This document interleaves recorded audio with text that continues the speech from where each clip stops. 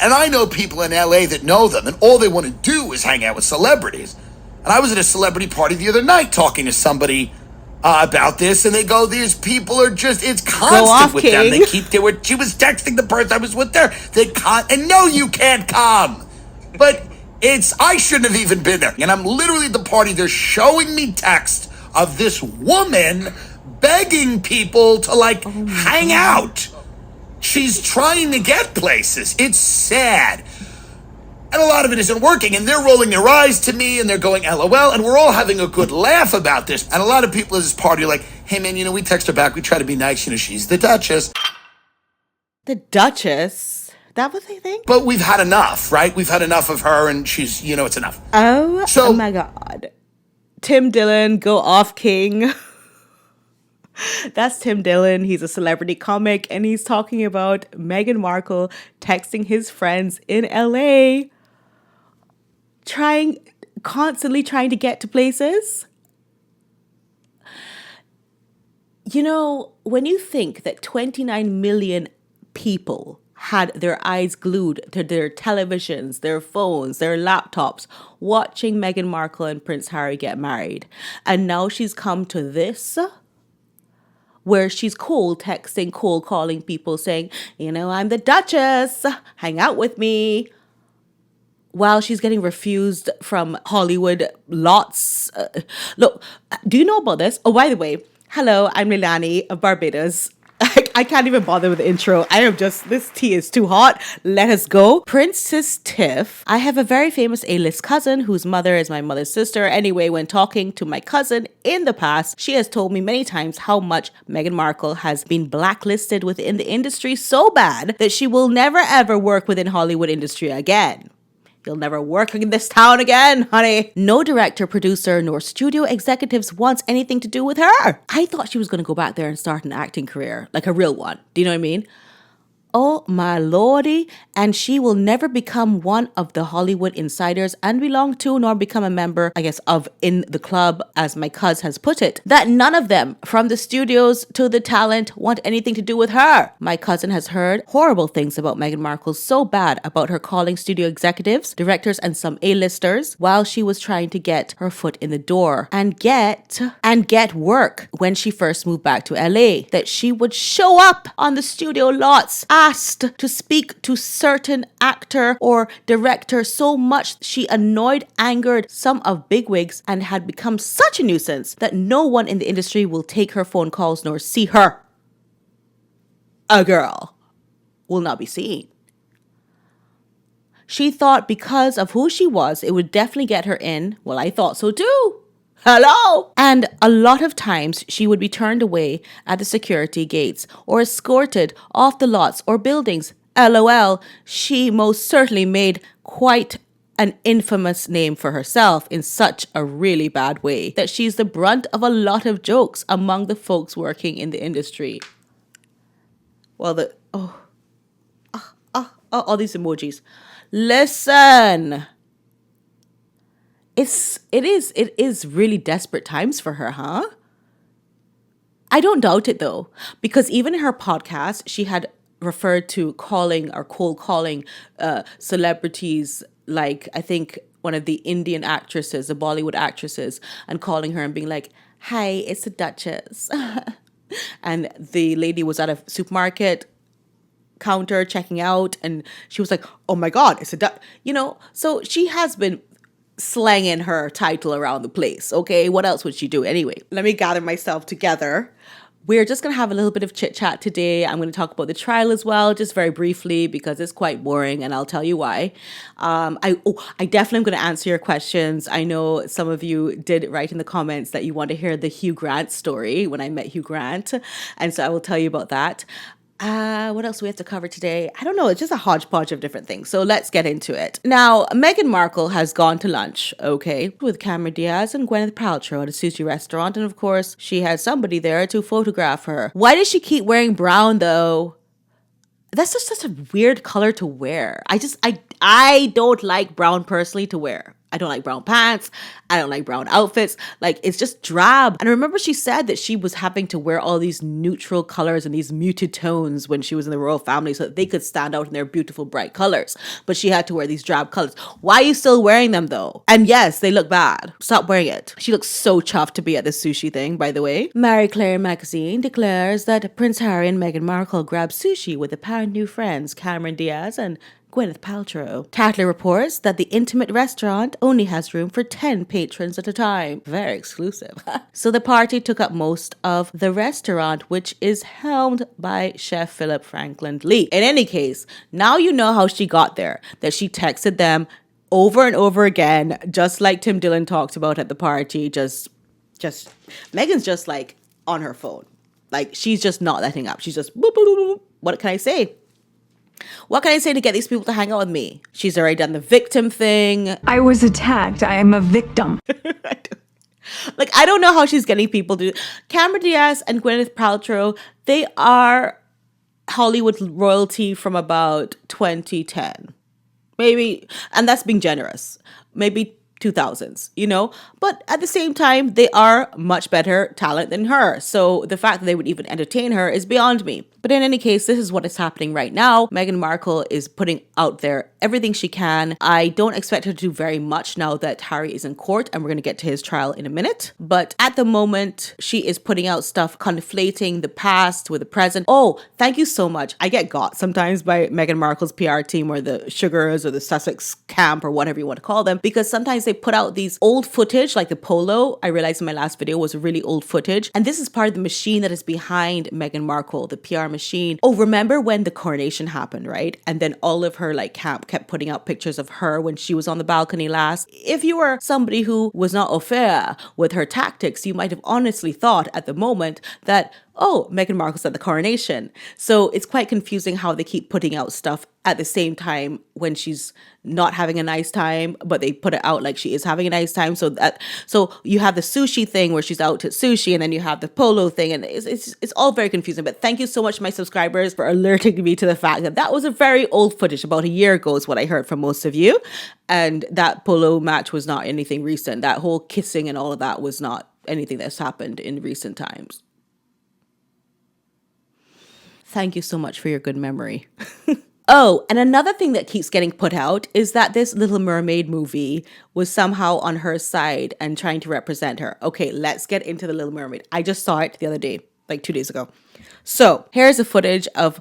Oh, this is the original footage because I can't get the footage from the movie. It's still in the theaters. You know, I feel really bad not knowing your name. Maybe I could guess. Is it, Mildred? Okay, no. How about Diana? Rachel? Ariel. Her name is Ariel. Ariel? Ariel? Oh. Well, that's kind of pretty. Okay. Ariel. Because Ariel cannot speak, her voice was taken very much like Meghan Markle's, if you remember that. I went, oh my God. She falls in love with the prince, and because of that, she has to lose her voice. Yeah, interestingly, Ariel, the mermaid, her voice was stolen and given to Ursula, the sea witch, as part of the bargain for meeting the prince. Honestly, for Meghan to sit there and think that that is the same thing that happened to her, is first of all, very mentally unstable of her to even think that she's similar to a cartoon, but also, like, this is a girl with a beautiful voice in this cartoon. Ariel has a talent. She has this amazing asset. To be part of that world. And Meghan Markle's voice is what? Is what? Is for her to just say, and so the thing is that when I do things, it's like I'm doing them. And so when I do things and when I'm going to do things, I do them. And then sometimes I'm just doing them, but nobody knows because it's behind the scenes. And it's my voice and my truth.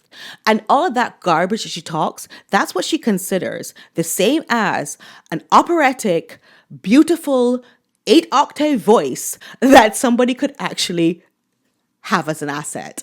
No, I just want you to think about it. I don't want to get too deep into this cartoon, and I don't even know why we're talking. We have to talk about these things, though.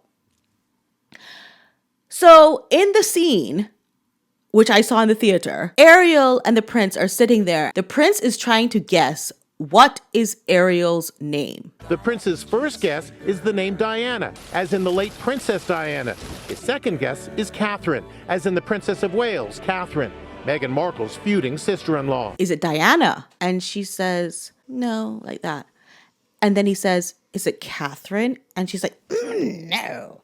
And he's, okay, definitely not Catherine. So he's reinforcing that she did not like the suggestion of the name Catherine. Now, I think that Disney is playing with Meghan Markle, is having a laugh at Meghan Markle, very much in the same way that South Park is having a laugh. Because if you watch the whole movie, it gets to the part where the evil sea witch transforms herself into the fraud, pretending to be Ariel, to marry the prince, who acts so much like Meghan. She even says things like Meghan. Like she says, well, you know, I did save him. I really did save him. Then at this point, Eric's character changes because he's under this spell as well. So he changes into this bumbling idiot that is very much like what we see Harry being. This bumbling fool that doesn't know where he is and what he's doing and everything. And his mother calls to him and she says, Eric, but it actually sounds like she's saying, Harry. It's so weird. I wish, of course, I'm not going to get copyright striked for this. So I'm not going to show you the footage, but he hears her call him and I hear her say, Harry, but she says, Eric.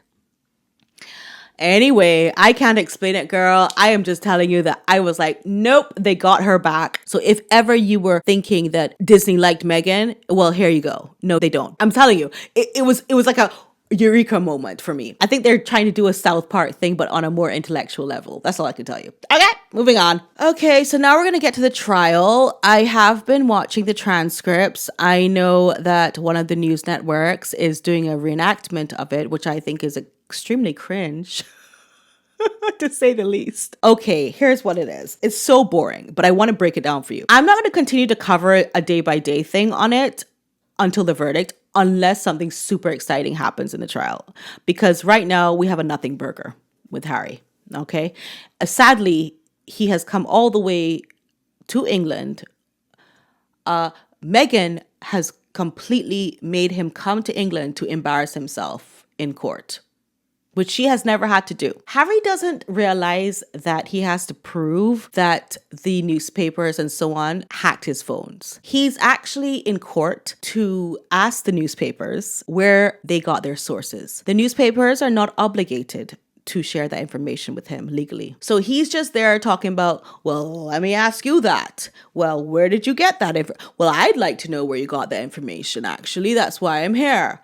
And they're like, no, you're accusing them of phone hacking. So let's just stick to that. And like, how do you think it was phone hacking? He also is doing this weird thing where he keeps protesting that he doesn't think things are newsworthy that are about him. I realize that it's just because those things that were written about him are embarrassing to him. And that's why he's saying, why would they talk about that? That's not even newsworthy. I got favorable treatment at Sandringham where I was lazy. And why would that be newsworthy? Chelsea Davy cussed me out of the phone in emails that people found. That's not even newsworthy because it's embarrassing. Chelsea cussed him out a lot, because he's a shit person. And that's embarrassing to him that his last girlfriend did that.